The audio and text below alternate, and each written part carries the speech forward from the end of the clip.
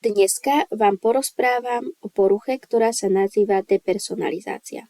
Depersonalizácia je porucha, pri ktorej človek stráca svoju identitu.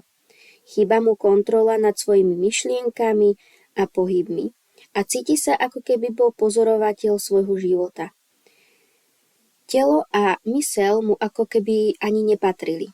Depersonalizácia bola prvýkrát diagnostikovaná v 19. storočí a je to presný opak poruchy, ktorá sa nazýva disociatívna porucha identity.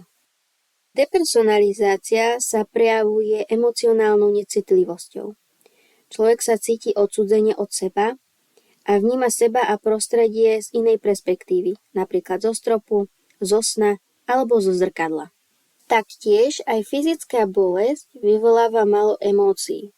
Pri ľuďoch, ktorí trpia touto poruchou, môže dôjsť k strachu, že sú v kóme a nedokážu ovládať svoj život. To môže viesť k panike alebo k samovražde.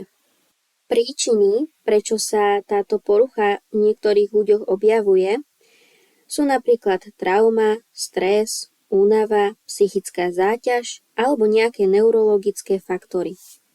Depersonalizácia sa dá liečiť pomocou návštev u psychológa, alebo nám lekár môže predpísať lieky, napríklad antidepresíva alebo antipsychotika, ale najdôležitejšie je, aby sme odstránili stres z nášho života.